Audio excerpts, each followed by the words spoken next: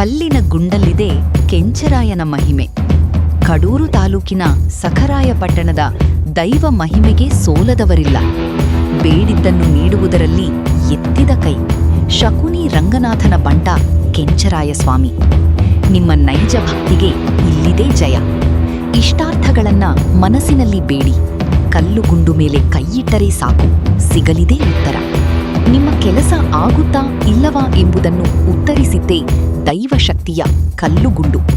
ಇದೊಂದು ಎಡಕ್ಕೂ ಬಲಕ್ಕೂ ತಿರುಗುವ ವಿಶೇಷ ಕಲ್ಲುಗುಂಡು.